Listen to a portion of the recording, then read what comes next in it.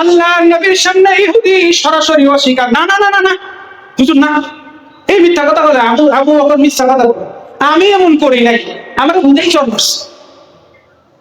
অথচ কি আবু বকর এমনি চোর মারছে? বুঝে থাকলে বলে এমনি চোর মারছে?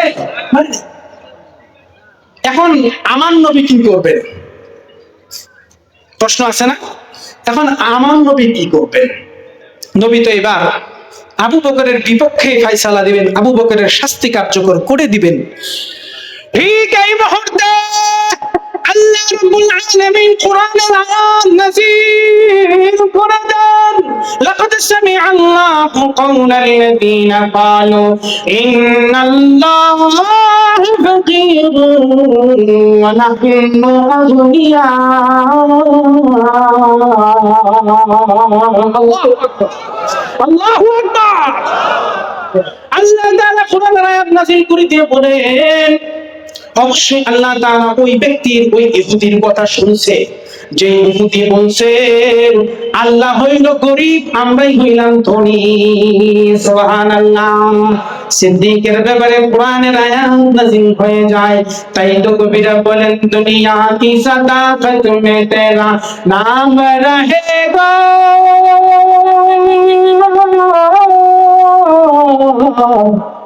আল্লাহু আকবার। सिद्दीक तेरा नाम से इस्लाम रहेगा, दुनिया की शुजाअत में तेरा नाम रहेगा। सिद्दीक तेरा नाम से इस्लाम रहेगा, दुनिया की अदालत में तेरा नाम रहेगा। आसमान तेरा नाम से इस्लाम रहेगा। আল্লাহু আকবার। এই তো বললাম জান দিয়ে হলো আল্লাহ আল্লাহর রাসূলকে মুহাব্বত করতে হবে। এবার আসে মাল দিয়ে হলেও আল্লাহ আল্লাহর রাসূলের মুহাব্বত। এবার চুপ হয়ে গেছে সবাই, এবার সবাই চুপ। কারণ এটা তো কি একটু গুরুত্বপূর্ণ বিষয়। হুজুর আপনি এতক্ষণ ঠিক আছিলেন, কিন্তু এখন কিন্তু আমার কলিজায় হাত দিয়ে দিছে। কি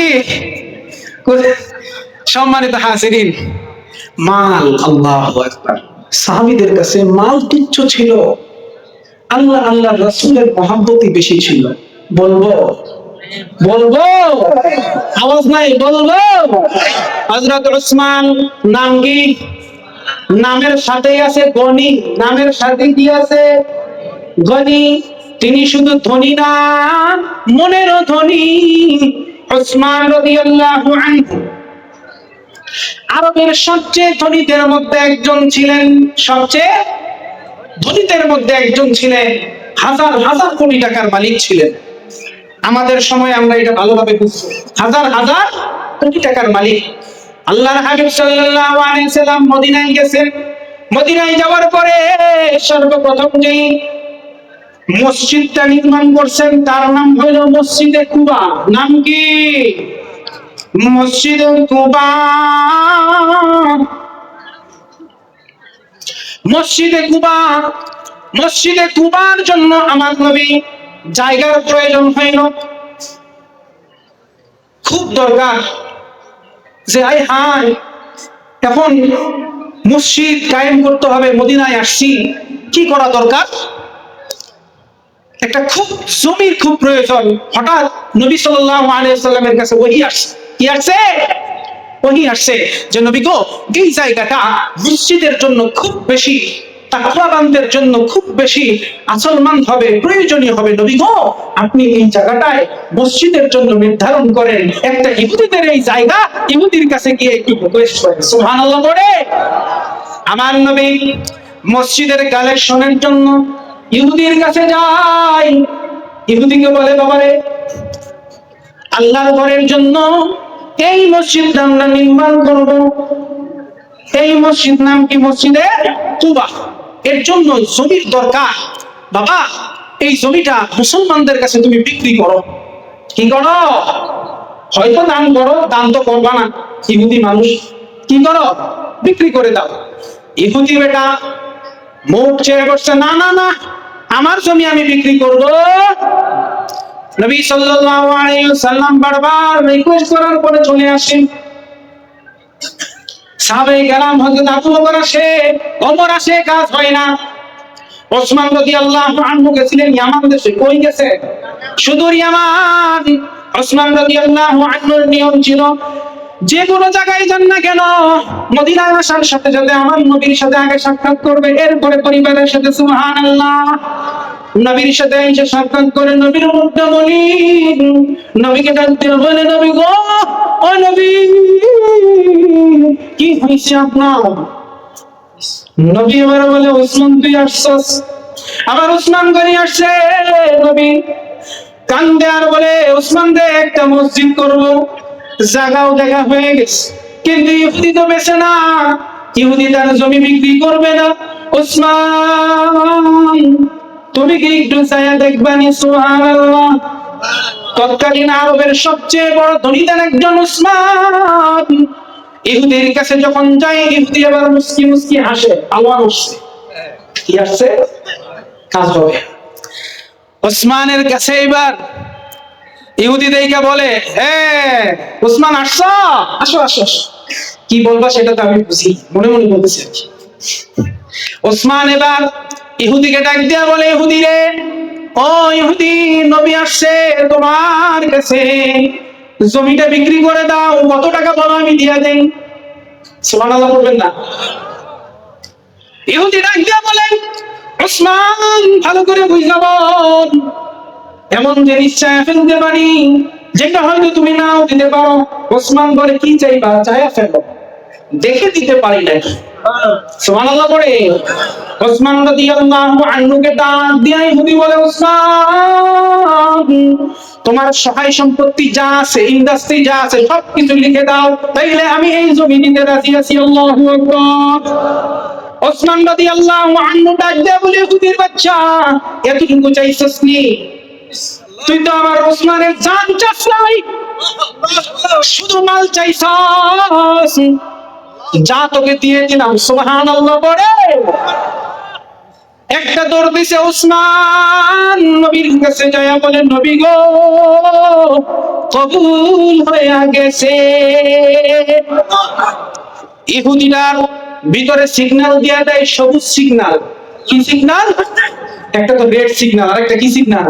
সবুজ। সবুজ মানে ভিতরে পজিটিভ সাইন হয়ে গেছে। হাই হাই, আমাদের এই শহর পঞ্চগড়ের মধ্যে যদি শ্রেষ্ঠ ব্যবসায়ী তার সহায় সম্পদ এক টানে দিয়া দেয় সব, আমরা আশ্চর্য হয়ে যাবো না? হাই, কেমনে সম্ভব? এই লোক এরকম হয়েছে একটু জমির জন্য। দেখি তো কি বলে, দেখি। ওসমানের পিছনে দৌড় দিয়ে ইহুদিও যায়।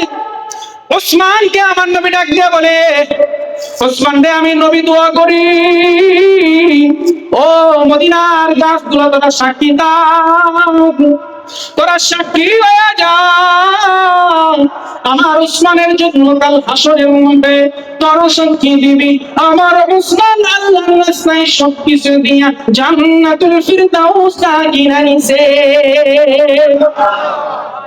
ইহুদি শুইনা ইহুদি আবার পিছন থেকে ডাক দিয়া বলে, ও নবী, নবী গো, আমি হইলাম ওই নরাধম যে ব্যক্তি ওসমানের মতো মহা মানবের কাছে জমি সম্পদ চাইছি। আমার আর দ্বিধা নাই, এইরকম ইসলাম গ্রহণ করতে আমার আর দ্বিধা নাই। আমিও বললাম, আশহাদু আল্লা ইলাহা ইল্লাল্লাহু ওয়াহদাহু লা শারীকা লাহু وأشهد أن محمدا عبده ورسوله। বাবারা রাগ করছে, রাগ করছে। দেখেন সাহাবায়ে কেরাম আজমাইন নিজের সব কিছু দিয়ে দিতে পারছে, কিসের জন্য? আল্লাহ রাসূলের মহব্বতের জন্য। আমরাও এই যে দেখেন আজকের এই আমাদের গোয়ালগঞ্জ মরহুম আব্দুল খালেক তালিমুল কুরআন মাদ্রাসা, একটা মাদ্রাসা চালাইতে বাবারে কত ধরনের যে খরচ লাগে। কারণ মাদ্রাসায় সাধারণত বিশেষ করে আমাদের গ্রামাঞ্চলগুলোতে বাবারা উঠা গেলে কেমন হবে? উঠবেন না, বসে থাকেন। আপনারা যারা যেইভাবে পারেন আল্লাহ রাসূলের মহব্বতে এই মাদ্রাসাগুলোর সহযোগিতা করতে হবে। এই যে এত বড় প্যান্ডেল করছেন, এত বড় আয়োজন করছেন, এই যে মাদ্রাসা, এই মাদ্রাসার জন্য জমির প্রয়োজন, ঠিক না? জমির প্রয়োজন, টাকার প্রয়োজন। এই মাদ্রাসার ছাত্রগুলো হলো হাফিজুল কোরআন, সুবহানাল্লাহ বলে। একজন হাফিজুল কোরআন আমার নবী জামে তিরমিজির 2 নম্বর খণ্ড 114 নম্বর হাদিস, 2 নম্বর খণ্ড তিরমিজি শরীফ, নাম শুনছি? হাদিসের গ্রন্থ, বিশাল বড় গ্রন্থ। 114 নম্বর হাদিসে নবী বলছেন, যে ব্যক্তি মান হাফিজুল কোরআন, কোরআন হেফজ করছে, কোরআন হেফজ করার পরে কোরআনটা সিনায় ধারণ করছে, ওই ব্যক্তিকে আল্লাহ তাআলা আদখালাহুল্লাহুল জান্নাহ, আল্লাহ জান্নাতে প্রবেশ করায় দিবেন। সুবহানাল্লাহ। শুধু কি জান্নাতে প্রবেশ করাবে? না না না, ওই ব্যক্তি শাফাআত করবে 10 জনের জন্য। আশারা কয়জন? 10 জনের জন্য তার নিকটাত্মীয়দের থেকে। ওই 10 জন সাধারণ কোন 10 জন না। আমার নবী বললেন ওয়াজাবাত লাহুন নার, তাদের জন্য জান্নাত ওয়াজিব হয়ে গেছে। এমন ব্যক্তিবর্গদের জন্য হাফিজুল কোরআন সুপারিশ করবে। সুবহানাল্লাহ।